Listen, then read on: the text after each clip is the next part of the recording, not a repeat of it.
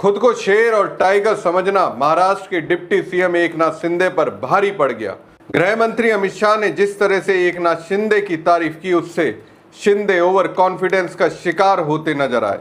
जिस फैसले को लेकर वो अब तक खुद को सही साबित करने की कोशिश करते रहे, उसी को जस्टिफाई करते हुए उन्होंने खुद को शेर और टाइगर बताना शुरू कर दिया।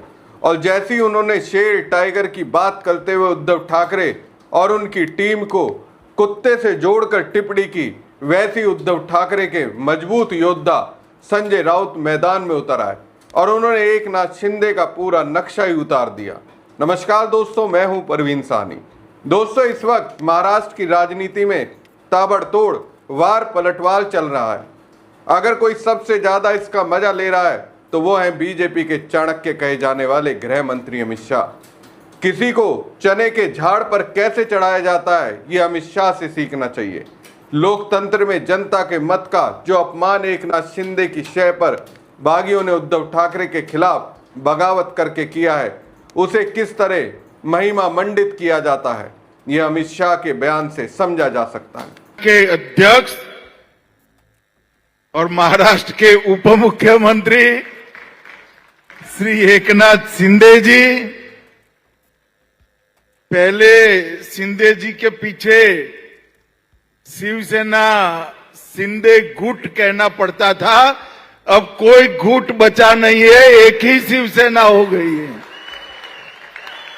अमित शाह ने जैसे ही कहा कि एकनाथ शिंदे ने उद्धव ठाकरे की शिवसेना को खत्म कर दिया है और अब महाराष्ट्र में सिर्फ एक ही शिवसेना बची है, इसलिए अब उसे शिवसेना शिंदे गुट कहकर नहीं पुकारना पड़ेगा, वैसे ही एकनाथ शिंदे ओवर कॉन्फिडेंस का शिकार हो गए।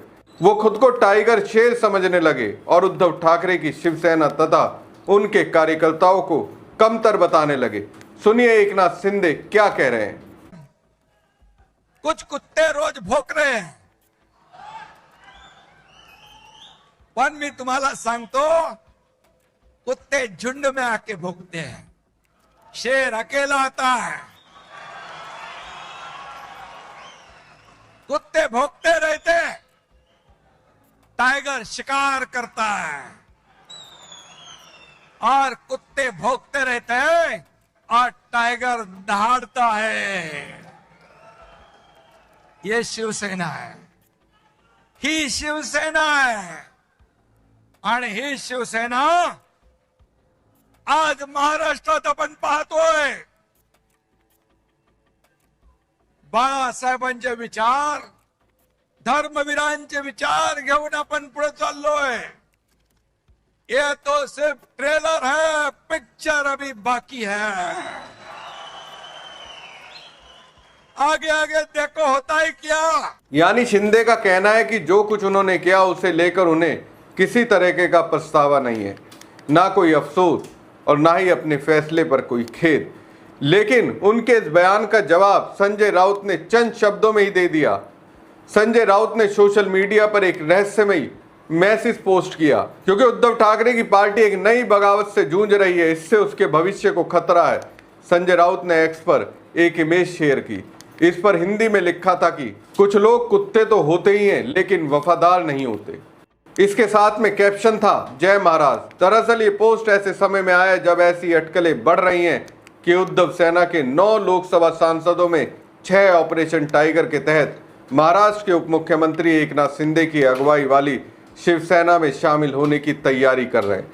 ये हालिया बगावत 4 साल में पार्टी के लिए अस्तित्व का दूसरा संकट है। इससे पहले 2022 में शिंदे की बगावत से असली शिवसेना 2 हिस्सों में बंट गई थी। बिना लाग लपेट के बात करने वाले राउत ने बागी सांसदों के खिलाफ लगातार हमला बोला है। एक्स पर तो उन्होंने सीधे तौर पर एकनाथ शिंदे को प्रेस कॉन्फ्रेंस के जरिए राजनीति की असली तस्वीर दिखा दी। क्या इतना सीरियस लेते हो आप एकनाथ शिंदे को? इतना सीरियस लेना छोड़ दीजिए। कोई महान आदमी नहीं है,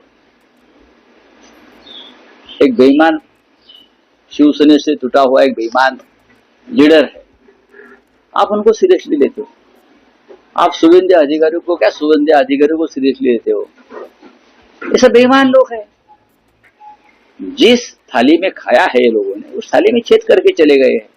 कोई भी हो, उनका सीरियस जब तक सत्ता उनके हाथ में है और पैसा हाथ में है तब तक इस प्रकार की बातें वो करते रहेंगे। जिस दिन ये सब निकल जाएगा हाथ से तो जनता उनको उनके बदन पर कपड़े नहीं रखेगी। आप देखो आपने भी कहा था कि इस्तीफा देंगे और दूसरी तो उन्होंने सुप्रीम कोर्ट को जवाबदार करना, आप किस तरह से देखते हो? मैं कुछ देखता ही नहीं उसका।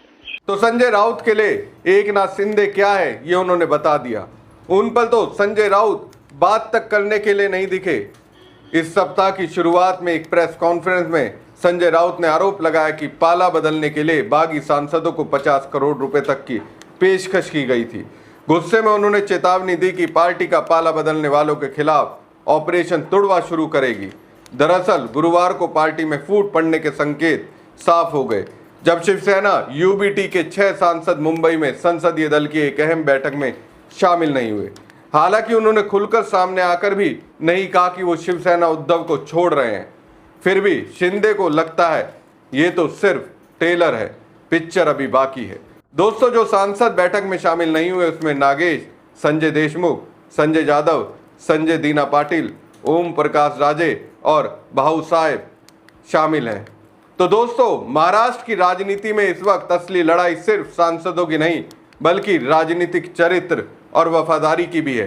एक तरफ एकनाथ शिंदे हैं जो अमित शाह की तारीफ सुनकर खुद को महाराष्ट्र का सबसे बड़ा टाइगर साबित करने में जुटे हुए हैं। दूसरी तरफ संजय राउत हैं जो लगातार ये संदेश दे रहे हैं कि शिवसेना सिर्फ विधायकों और सांसदों की गिनती से नहीं चलती बल्कि विचार और वफादारी से चलती है। यही वजह है कि जब एकनाथ शिंदे ने खुद को टाइगर बताया और विरोधियों को कुत्तों से जोड़कर बयान दिया तब संजय राउत ने सीधे नाम लिए बिना ऐसा जवाब दिया जिसने पूरे राजनीतिक गलियारे का ध्यान खींच लिया। राउत का संदेश साफ था कि समस्या कुत्ता होने की नहीं है, समस्या वफादार ना होने की है। यानी उन्होंने पूरा नैरेटिव ही पलट दिया।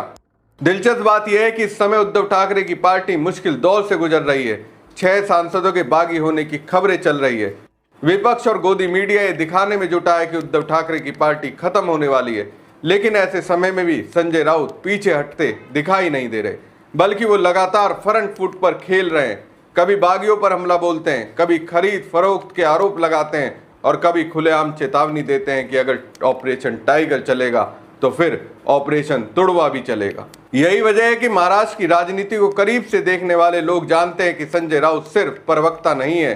जब भी उद्धव ठाकरे पर सबसे बड़ा राजनीतिक हमला हुआ सबसे पहले ढाल बनकर सामने आने वालों में संजय राउत का ही नाम है।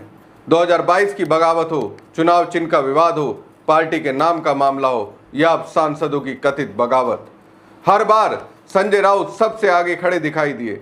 और शायद यही कारण है कि एकनाथ शिंदे जिस वक्त अपनी ताकत का प्रदर्शन कर रहे हैं उसी वक्त संजय राउत उन्हें याद दिला रहे हैं कि राजनीति में सिर्फ संख्या ही सब कुछ नहीं होती। इतिहास गवाह है कि कई बार छोटे दिखने वाले समूह भी बड़े बड़े राजनीतिक साम्राज्यों को चुनौती देते रहे। अब देखना दिलचस्प होगा कि जिन 6 सांसदों के नाम सामने आ रहे हैं वो आखिरकार कौन सा रास्ता चुनते हैं। लेकिन एक बात तय है कि अगर उद्धव ठाकरे की तरफ से कोई सबसे आक्रामक और मुखर जवाब सामने आएगा तो उसकी अगुवाई संजय राउत ही करते दिखाई देंगे। फिलहाल महाराष्ट्र की राजनीति में टाइगर और वफादारी की इस लड़ाई ने नया मोड़ ले लिया है। अब आने वाले दिनों में पता चलेगा कि शिंदे का ऑपरेशन टाइगर भारी पड़ता है या फिर संजय राउत का पलटवार। हमारी खबर आपको कैसी लगी कमेंट बॉक्स में कमेंट करके जरूर बताएं। साथ ही पेज को ज़्यादा से ज़्यादा लाइक और शेयर कीजिएगा। धन्यवाद।